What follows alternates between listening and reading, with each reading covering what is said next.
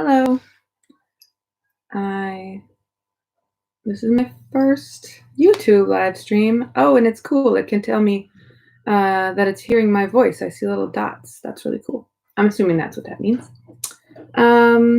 So hello. I'm a minute early, but I didn't want to be late. And I want to give people a chance to see the notification at 2 o'clock and come in. Hopefully join us, but we will be uploading this. Well, it will automatically appear, magically, apparently, on the YouTube page, and then we will also link it to the Facebook page. So hopefully, lots of people will be able to see it for the next couple weeks if they want to. So again, I'm Miss Carla, and normally at the Fox Point Library, right across from the Barton Gregorian Elementary School. I miss my kids that I get to see usually,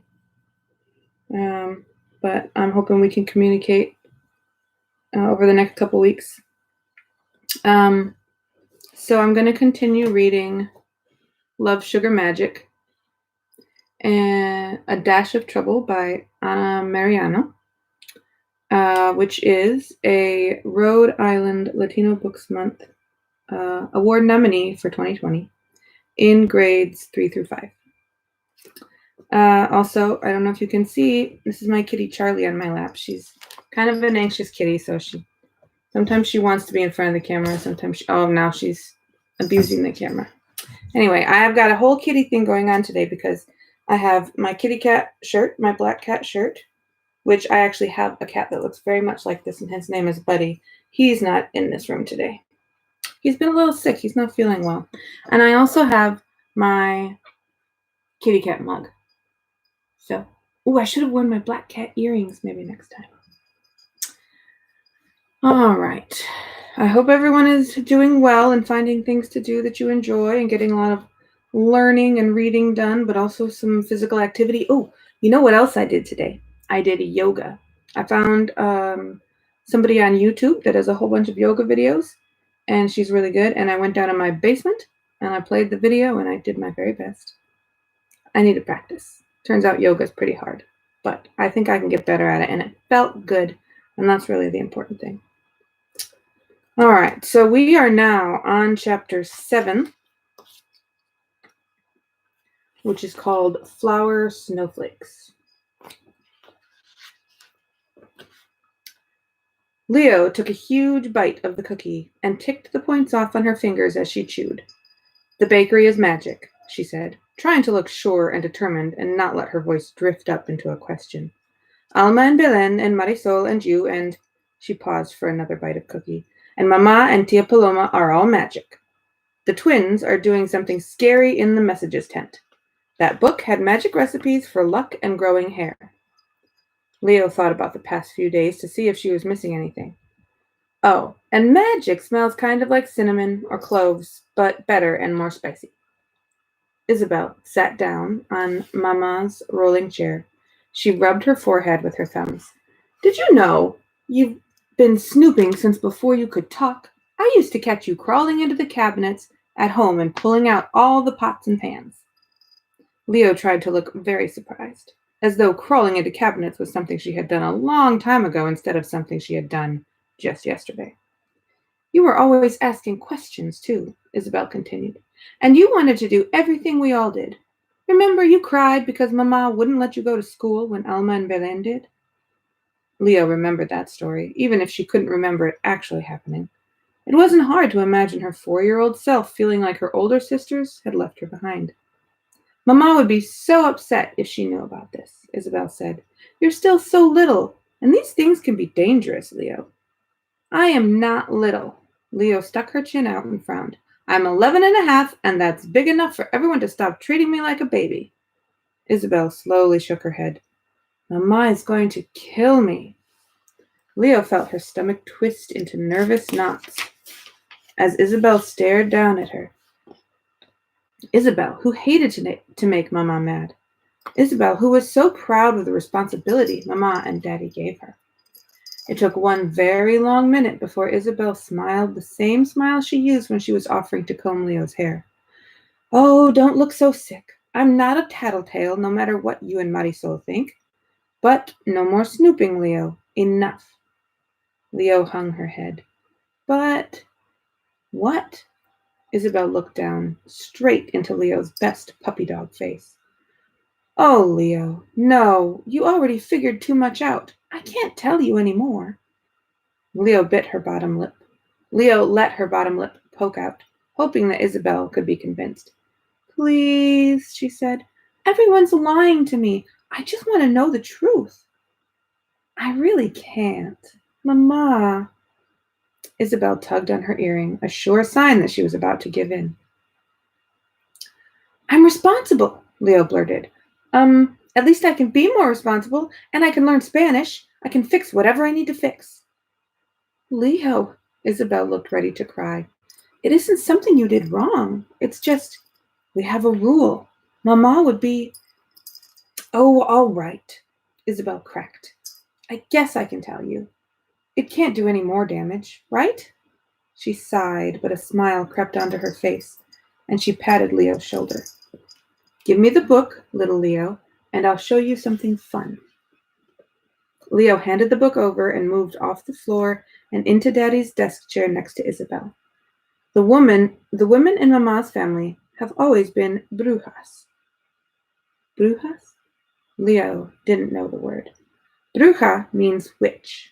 Isabel pulled off small pieces of her cookie half and began popping them into her mouth. But we're not just any kind of witch. Brujeria is practiced by lots of people in lots of different ways, and our special family power comes from the magic of sweetness. Sweetness from love and sweetness from sugar. That's why Mama's bisabuela started the bakery. She wanted to share love and sugar with everyone, with or without magic. Isabel traced her finger over the spine of the recipe book. She wrote down all her spells in this book so that her daughters could follow them. Although, Isabel shrugged, we don't use the book so much anymore.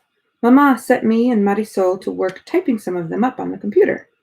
But every new spell that someone invents gets written down here to make it official.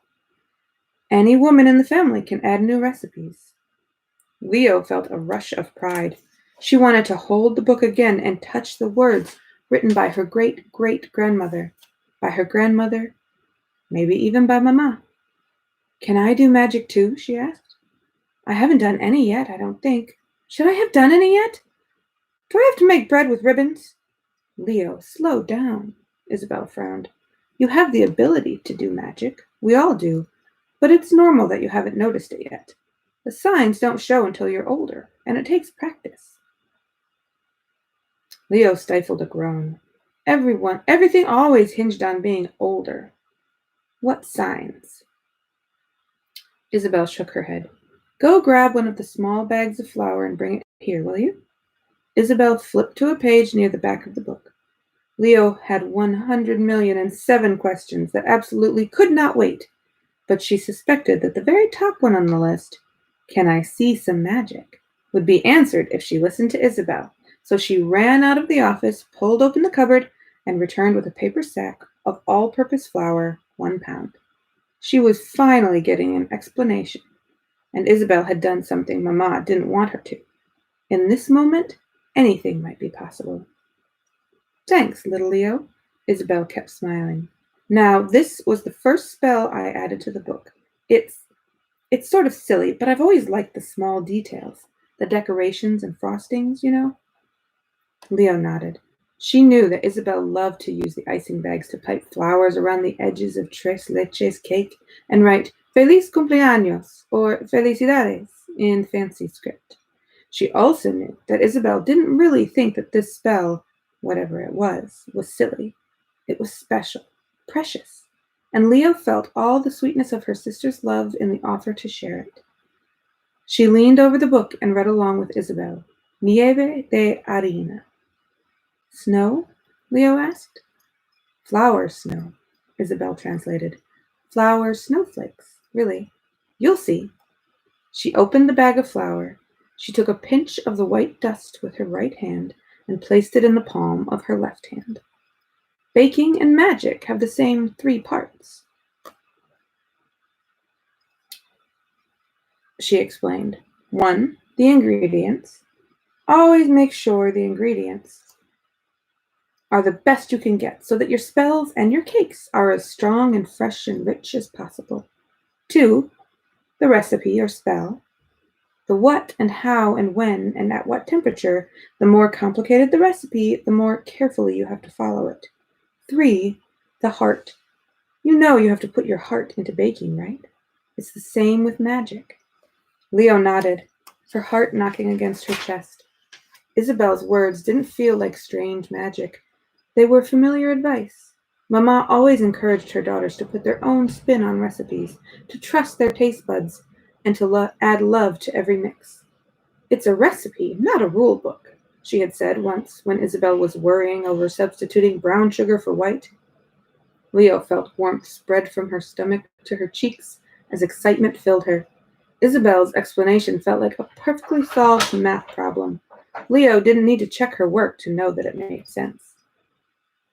This spell is easy in one way, Isabel told Leo, because it's almost all heart. That means it's good practice for tapping into your power, but it also means you can't rely on the power of the recipe or the ingredients to create the magic for you. It's good for beginners. Isabel blew gently on the palm of her hand and sent the flour flying into the air. The powder clumped and grew, molding itself unnaturally until the air in front of Leo's face was a flurry of flour snowflakes drifting lazily toward the ground, where they puffed back into normal, dusty flour piles. Leo laughed and stuck out her tongue to catch one of the snowflakes, which tasted almost like a ginger snap. It's magic, she said. That spicy smell, that taste, it's the magic, isn't it? Isabel nodded, smiling. Goosebumps prickled up Leo's arm. This was magic, and Leo wanted more. When all the snowflakes had puffed away, Isabel dusted off her hands and started to roll the bag of flour closed. Wait! Leo threw up her hands, desperate not to let Isabel return to her normal, rule-following self just yet. You have to let me do it, Isabel. Can I do it? You have to teach me. Isabel hesitated, her hands frozen on the flour. I don't know if that's a good idea. Isabel, Leo begged, please.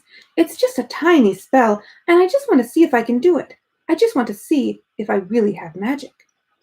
It's not a question of whether you have magic, Leo, Isabel sighed. It's that you aren't ready to use it yet. But her hands on the neck of the flour bag didn't move. Leo waited.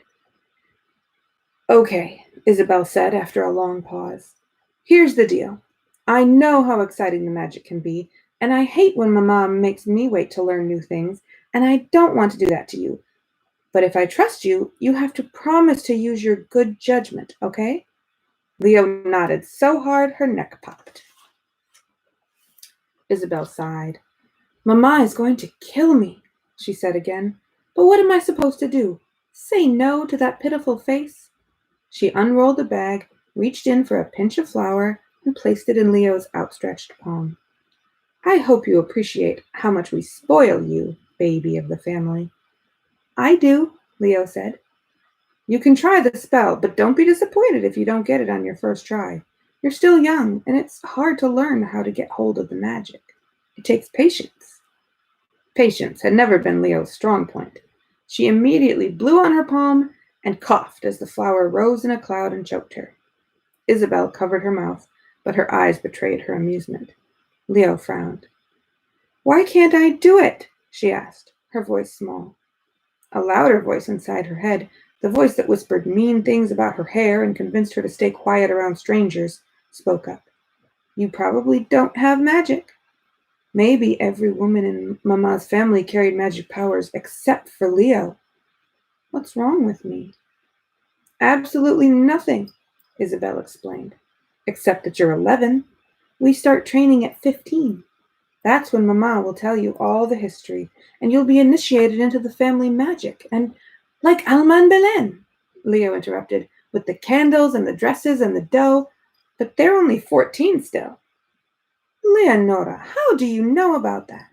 Isabel looked shocked, and Leo shoved the last bit of her cookie into her mouth to hide her guilt. No, Isabel shook her head. Please don't answer. Actually, I'm sure I don't want to know. Yes, we initiated Alma and Belen a bit early. It's just that Tia Paloma tires out so quickly, and Mamma didn't want to force her to run the tent by herself for another year. The tent for talking to dead people. Leo took another pinch of flour and blew on her hand again, trying to imagine adding the spicy cinnamon smell of her breath. No snowflakes.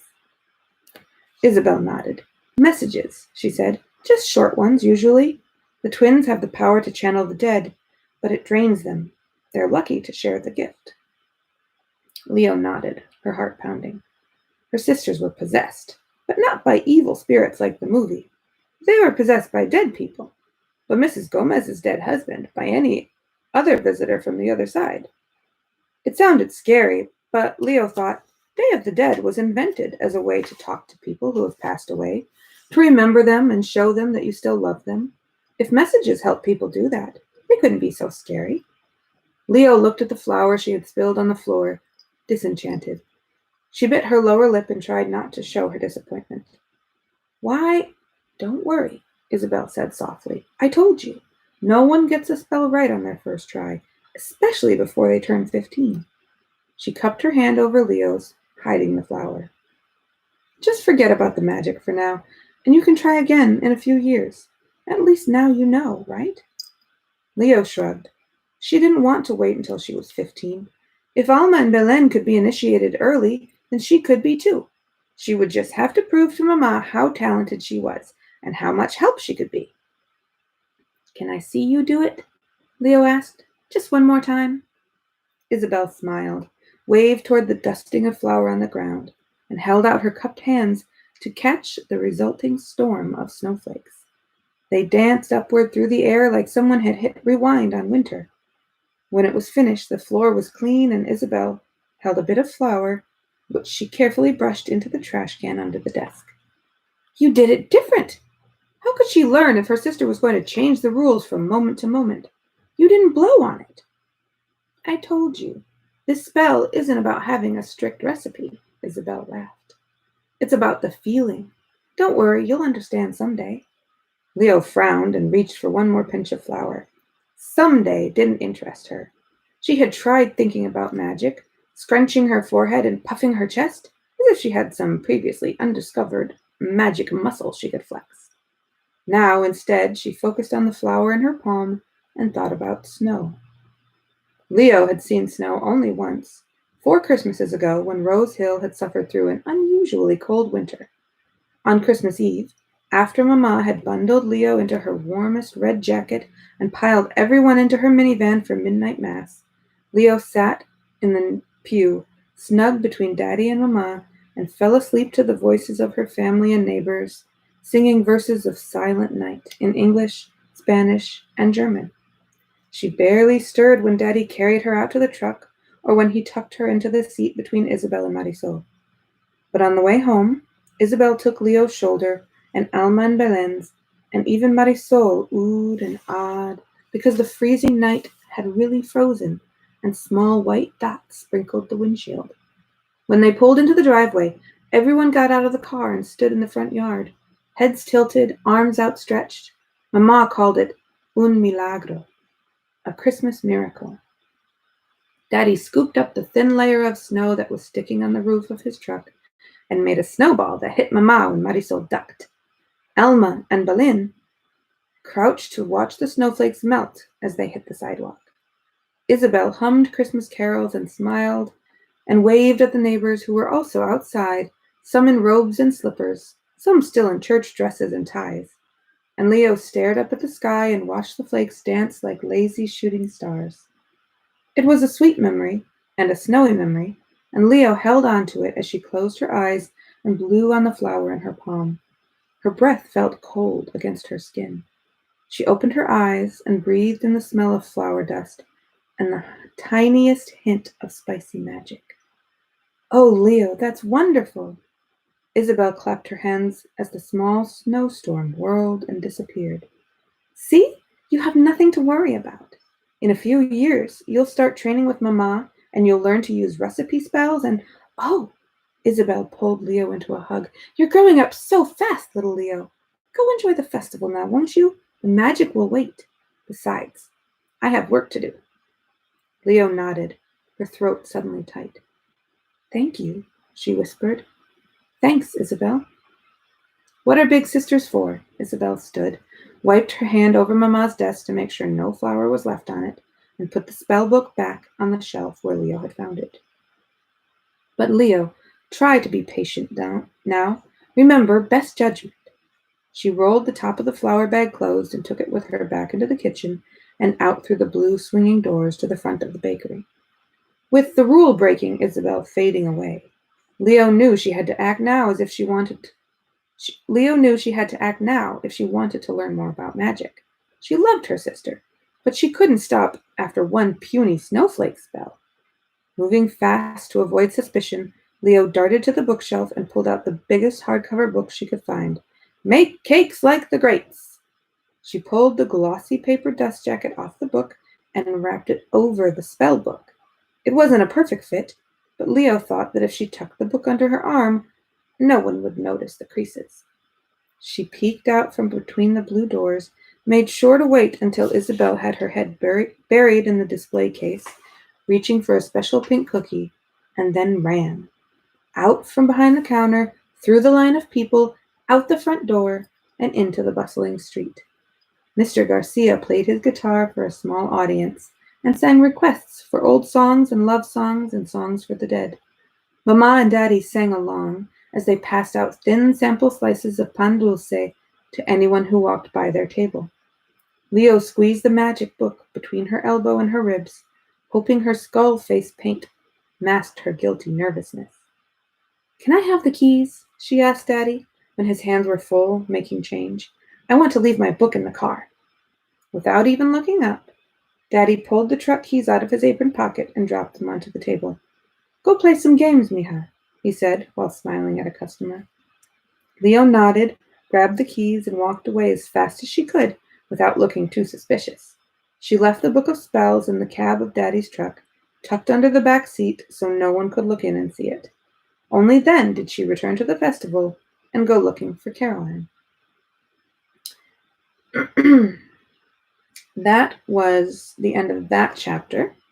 And I think we definitely have time for one more chapter. Chapter 8, Bread and Altars. A little picture of bread. See, it's a heart. Cute, right? Leo raced around the festival trying to track down her friend. She wandered down the block, passing a ring toss game and the aguas frescas stall. She zipped past papier-mâché skeletons and masks and dodged a group of teenagers throwing sugar skulls at each other. She searched for Caroline's ponytail and finally caught sight of her friend standing next to her dad by the breakfast tacos. Caroline, Leo called. Leo, hi! Caroline smiled hugely, waved with a colored paper skeleton, and left her dad to meet Leo across the street. She wore a crown of yellow-orange paper flowers, but her face was unpainted, and her t-shirt was plain green. Wow, she said, love the face paint. Thanks. Have you tried any of my mom's pan dulce? Not yet. My dad and I just got here. But I have eaten 3. Brent Bayman appeared behind Caroline and stepped right into their conversation. In one hand, he held one of the bakery's plastic bags, and with the other he stuffed half a pan de muerto into his mouth. Caroline rolled her eyes and laughed. Hey, he said with a nod at Leo. His throat bulged as he swallowed, and then he smiled. These things are really good. The second half of the pan de muerto disappeared into his mouth. Really good, he repeated, spraying crumbs across the sidewalk. Excuse you, Caroline looked down at her friend and shook her head. No manners, she whispered at Leo, grinning. I got you one. Brent held out the bag to Caroline. Sorry, Leo, I didn't get you any, but you can get them for free probably, right? He watched with hungry eyes as Caroline ripped off a small bite of her roll and then a bigger chunk. Finally, Caroline broke off a chunk and offered it to him, rolling her eyes. You are a bottomless pit. Actually, I am a pit capable of consuming almost 2 pounds of candy before I overflow, Brent corrected her. I haven't yet tested my limit of sweetbread, but it's less dense than candy, so I bet I could get 3 pounds in before throwing up. Leo giggled. Gross. It's not my fault I like it so much, Brent complained. We never have bread in my house. My little sister's allergic to gluten. But you come over and eat all the bread at my house, Caroline laughed. You know, Leo said to Brent, I bet if you went and told my tia that I sent you, she'd give you a free sample of anything you want in the bakery. Really? Brent's eyes widened. What are we waiting for? Go ahead, Caroline said. I want to show Leo the altar. Later, Brent didn't hesitate before hurrying back toward the bakery. What is the matter with boys?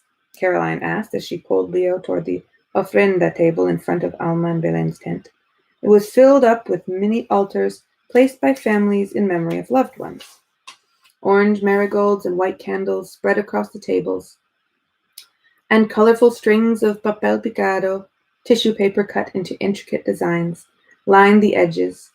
Some people had set up beautiful multi-level shrines complete with glossy portraits of the dead, bottles of Coke or alcohol, painted skeletons, and pan de muerto rolls.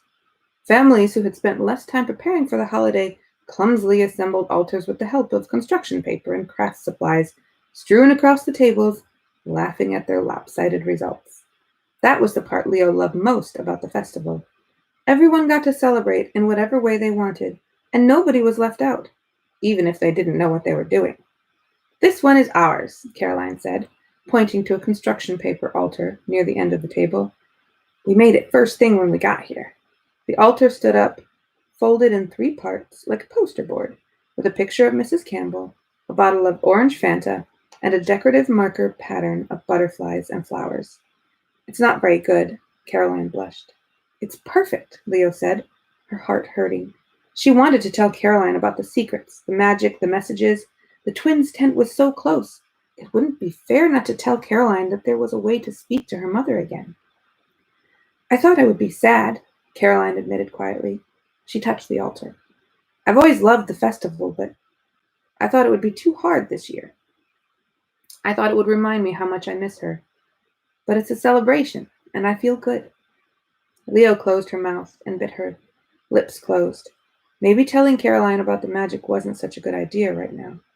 What if she didn't believe, or thought Leo was making fun of her? What if she was just starting to feel better, and talking to her mom made her sad again?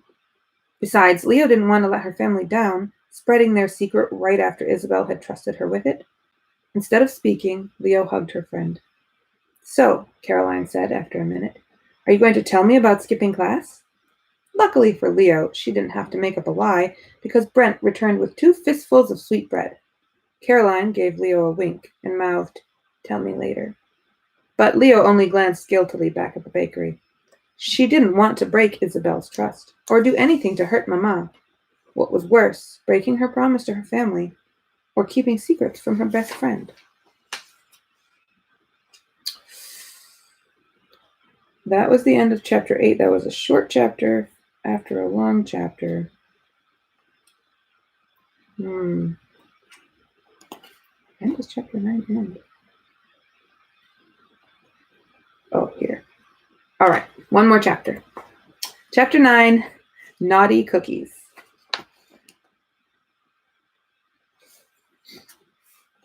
The festival lasted late into the night, with candles and songs and a parade of people walking from Main Street to the graveyard on Azalea Drive to honor their departed loved ones with more offerings, music, and flowers.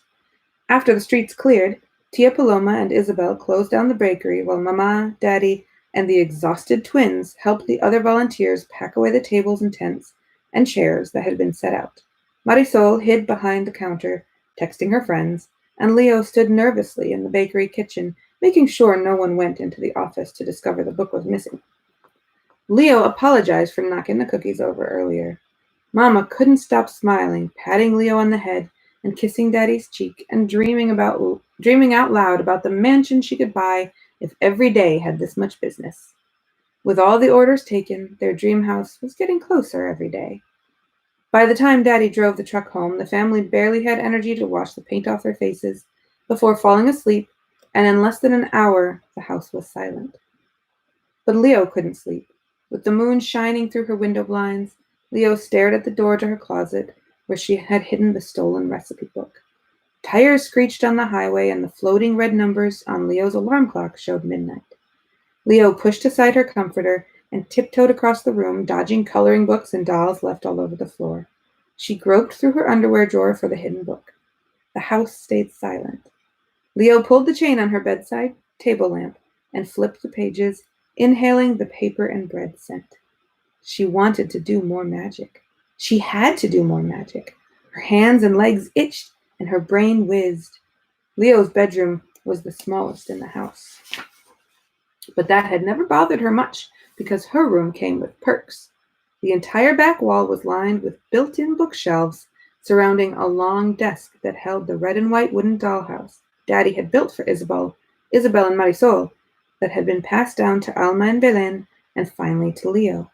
Now Leo pushed aside Oso, the teddy bear, and Susan Marie, the rag doll, spread the recipe book open across the desk, and climbed onto her bedside table to reach the top shelf, where Mama and Daddy stored all the boring grown-up books that didn't fit in the living room.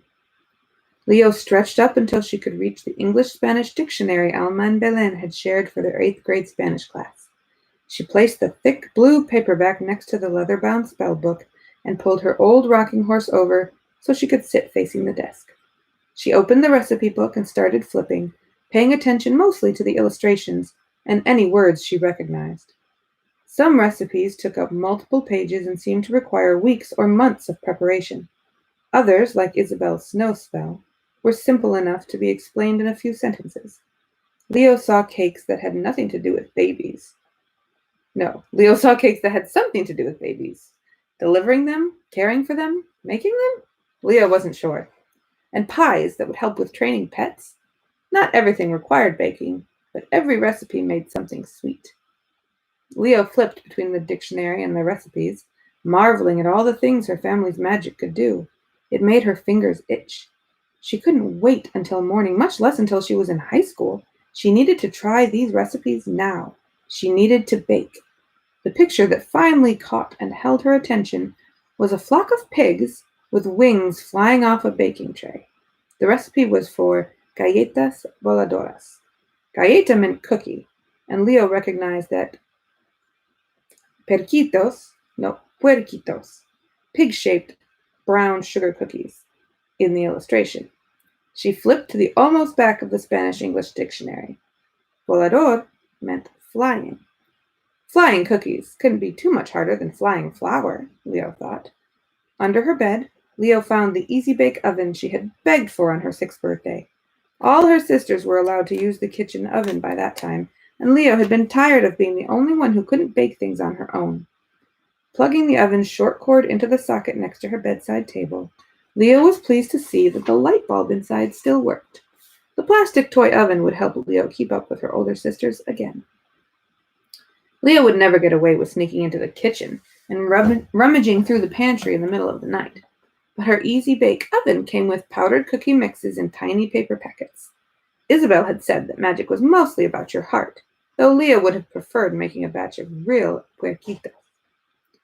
Leo snuck halfway down the hall to the bathroom, much safer than the kitchen for late-night excursions.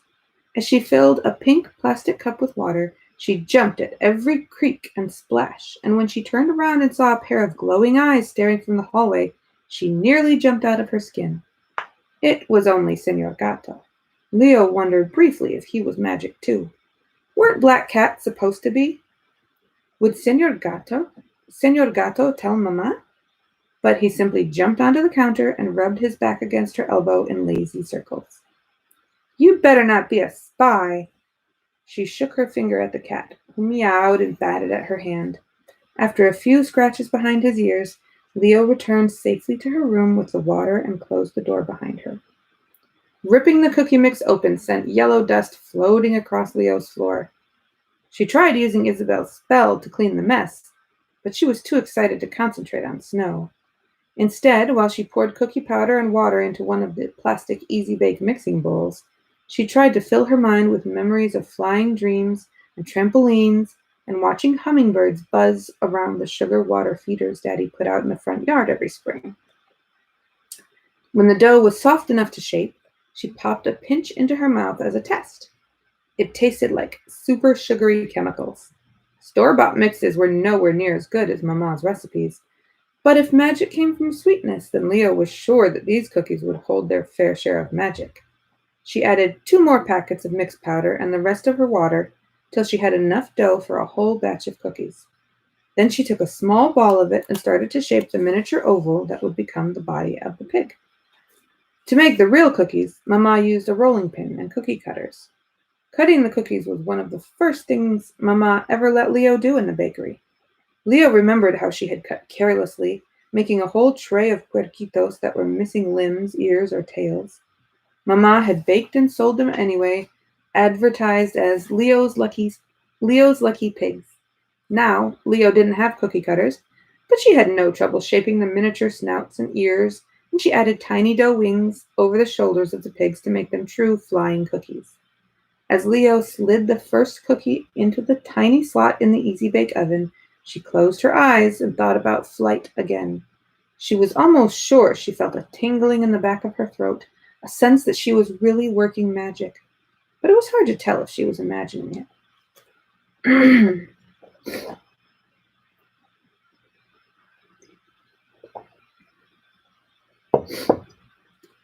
She set the timer on the plastic oven and bounced up and down on her heels. The moon hid behind a cloud, shrouding everything except for the glowing white and pink plastic. The air filled with the smell of sweet warm dough and spicy magic. Leo pulled her knees up to her chest and smiled. The cookie came out of the oven, a little brown around the edges but golden and puffy in the center. Leo took the plastic spatula and pried one leg off the hot pan, careful not to push too hard and snap the limb clean off. The freed leg wiggled. Leo yelped and dropped the spatula. The leg wiggled again, and then the other leg pulled free of the pan, and then the cookie shook itself out and stood with its thin, blobby legs wobbling under it. It shook its wings, lifted its snout toward the ceiling, and leaped into the air. Leo covered her mouth so her giggle wouldn't wake her family. "Come here, pretty," Leo whispered, but the pig ignored her and flew clumsily toward her bedside table. "Hey, don't go over there. You'll get crumbs on my books." Leo pulled her copy of Matilda out from under the sugar pig. "Now stop that. Hey, that's my pillow. Don't you listen." The pig continued digging its snout into her pillow as though rooting for food. Maybe the pig didn't speak English? "Ben," Leo tried, and stretched out her arms like Abuela used to when Leo was small. The pig raised its snout and turned toward her. "Ben aquí." The little pig jumped into the air and flew onto Leo's palm. "Bonita." Leo ran a finger over the pig's back while a crack appeared across the cookie's face. The pig looked exactly like it was smiling. "Okay, go on." She tossed the cookie into the air and let it explore her dollhouse. "Let's make you some brothers and sisters. Hermanos," she added, and the pig flew in spirals up toward the ceiling.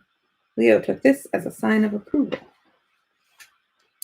By the time Leo's alarm clock read 12:35, 6 sugar cookie pigs fluttered around the room, poking their snouts into corners and showering crumbs when they bumped into each other.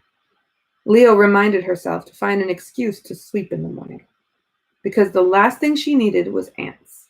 She was holding the first pig in her hand and looking up Spanish commands so she could train it to sit and possibly roll over, when she noticed the other 5 cookies crowding around the stack of books balanced on the corner of her bedside table. "What are you doing?"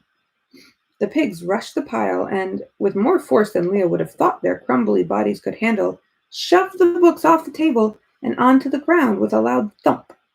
"Hey!" The pigs spiraled around the fallen books, shaking off crumbs in what looked suspiciously like silent laughter. The pig on Leo's palm jumped up to join them. "Stop it!" Leo scolded quietly, waving her hands to disperse the pigs. Paren, all of you, todos!" The cookies moved out of her reach and circled one of Leo's dolls, a plastic princess whose flexible limbs hung off the edge of the shelf. "Don't you dare," Leo warned, but the pigs crashed straight into the doll, knocking her down in another noisy clatter. "Cut it out!" Leo waved her arms more dramatically now, trying to grab the cookies as they danced out of her grasp. "Ow! Paren! Paren!" The cookies attacked Leo's hair and left crumbs on her nose and eyelashes as she continued swatting at them. Pardon! Siéntense! Why won't you listen? Leo? She froze at the sound of a voice outside her door. The cookies also stopped their attack, turning their snouts toward the door. Leo had just enough time to kick the spellbook under the bed, but it hardly mattered because her door had no lock, and there was Marisol, blinking through puffy, sleepy eyes at the scene before her. At her feet sat Señor Gato, looking a little too pleased with himself. Marisol's eyes moved across the room, landing on Leo, out of bed, the easy bake oven, and finally, the flying cookies. The first pig cookie with the burned edges, snout pointed up at Marisol, darted to the wall, knocking Leo's guardian angel plaque off its hook. Señor Gato swiped at the air, but the cookie was too quick for him. Leo winced. Marisol sighed and rolled her eyes. Hold on, I'll be right back. She returned a moment later with an empty shoebox and a grim expression. Leo and Marisol herded the cookies into a corner and scooped them into the box before they could knock over anything else. Silencio. Marisol closed the lid on the cookies. Tranquilo. Either the cookies listened or the spell worked, because after a few crashes, the box went still. Leo let out a sigh of relief. Marisol turned to her and raised an eyebrow. You want to explain how this happened, Cucaracha? Marisol's intimidating big sisterness didn't work like Isabel's, which made Leo feel guilty.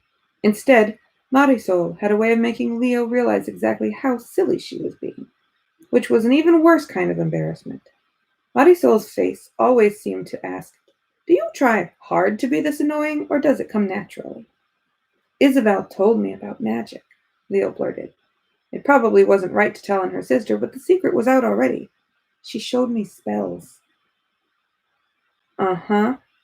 Marisol's expression did not change. So Isabel knows about you making flying pigs when you should be in bed asleep? Leo hesitated. That's what I thought. Marisol sat on Leo's bed, almost crushing Señor Gato, who mewed angrily and dashed into the closet. Flying cookies, she said, tapping the box in her lap. Always a fun one. What else have you tried? Leo wasn't sure if this was a trick. Was Marisol going to get Leo in more trouble if she said she had done more spells? Would she make fun of if Leo said she hadn't done anything more exciting? Just flower snowflakes, Leo answered honestly. Isabel taught me. Of course. Marisol's face turned stormy, and she stomped her feet on the floor. She must have seen Leo jump, because she laughed and shook her head. Sorry, I'm not angry with you, Cucaracha. I just think it's funny that you're the perfect little Isabel clone everyone always wanted me to be. Leo didn't know what to say. Nobody expected Marisol to be Isabel. Nobody expected Marisol to be anything except maybe a little more respectful to Mama and Daddy. Oh, Marisol, if you would only practice more. Marisol imitated Isabel's bossy voice. She must be thrilled that you already want to learn, huh? Leo shrugged. She told me to wait. And then gave you recipes to try out? Marisol rolled her eyes. Before you even know your birth talent. Or did you get the power of influence, too? Leo blinked wide eyes at Marisol. I don't know, Marisol huffed. What? Isabel didn't tell you about birth order? Leo opened her mouth but then closed it and just shook her head. Well, let me tell you a little something, since we're throwing tradition out the window, Cucaracha. For generations, Mama's family has had daughters only. Each group of sisters gets certain magical talents based on the order in which they were born. Secondborns like Mama and me have the power of manifestation, which means we can produce objects, small ones for the most part, whenever we need them. Leo gasped as Marisol opened both of her palms to reveal a purple lighter and a tube of bright red nail polish. For years, Leo had suspected her sister of shoplifting, but it had been magic all this time. She thought of Mama's constant supply of reading glasses and mechanical pencils, and couldn't help bouncing on her heels, wondering if she would get to do anything like that. And the other sisters? The third-born daughters have the power of communication. They can speak with the dead. That was Abuela and Tia Paloma and Alma and Belen both. Twins share a spot, I guess. Marisol flipped her suddenly empty hands over and tapped her fingers against the shoebox. Firstborns, like Isabel, get the freakiest power. Influence. Leo didn't think anything could be freakier than speaking to the dead, but she listened anyway. They make suggestions. They can change a person's feelings, make you happy or sad for no reason. If Isabel ever tries to use it on you, you might not even realize it. In fact, she probably already has. Leo shrank away. She didn't like the angry look in Marisol's eyes or the thought of someone manipulating her feelings. But she took a breath, thinking about how Isabel could always calm Alma and Belen's bickering matches, and could sometimes even get Marisol to cheer up. Isabel was the family peacemaker, and that wasn't such a freaky talent. What about me? What talent do fourthborns have? Well, Marisol made a hair tie appear on her wrist and then pulled her loose waves into a bun. We don't really know. Each generation, as far back as we can remember, has only had 3 daughters. Nobody had ever had twins, but Alma and Belen answered the question of what happens in that situation. But you're the real mystery. There have only ever been 3 daughters? Leo knew Mama had 2 sisters, though Tia Isabel had passed away when she was young. She knew Abuela had 2 sisters, both much older and gone long before Leo was alive. Marisol nodded. For hundreds of years. If you ever get a chance, check out the genealogy in the recipe book. Leo bit her lip. Hundreds of years? No fourth-born daughters until her. Talk about being the odd one out. But I can do magic, she whispered firmly. Just because her birth talent was a mystery didn't mean she couldn't figure it out. Maybe it would be cooler than her sister's powers. I can. Marisol made an ugly noise in her throat, and Leo felt embarrassed again. Sorry, Marisol said again. For a bruja, I just don't like magic very much. Marisol turned to stare out the window so her back faced Leo. Sure, I use it to make nail polish and little things. That's just natural. I hardly even notice that I'm doing it anymore. But I don't like using energy without knowing where it comes from. I don't like the way Isabel always wants to use magic to fix everything. I don't like the big spells. They can have terrible consequences. And if I were you, Cucaracha, I wouldn't mess with any of this until I absolutely had to. Marisol turned around, sat on the edge of the bed, and patted Leo's shoulder. Leo wasn't used to comforting gestures from Marisol. She wasn't used to Marisol talking to her in anything but sighs and eye rolls, at least for the past few years. If this conversation didn't count as magic, Leo didn't know what did. But if you're going to practice spells, take some advice, Cucaracha. Marisol pulled her arm away and looked Leo straight in the eyes. Follow the recipe. These little guys aren't usually so hyper, but when you use a pre-made mix like this, you can't really control how they'll come out. And the more complicated the spell, the more one tiny experiment can mess things up, big time. Leo stared. She couldn't imagine not wanting to know everything there was to know about magic. But Isabel said that people make up new spells. She made one. Marisol scowled. Isabel shouldn't have told you that. She shouldn't have told you any of this. I'm supposed to be the one who rebels. Look, I don't want to be a snitch and get Mama involved. So how about this? Don't let me catch you casting any more spells, and I'll think about keeping this between us. Leo looked straight into Marisol's angry, scary eyes. Okay, she lied, thinking about the spells book hidden under her feet. No more magic. Good. Marisol stood up and picked up the shoebox. And just in case you're still tempted, she balanced the shoebox on top of the easy-bake oven and carried them both out into the hall. Now, go to sleep, Cucaracha. No more poking around.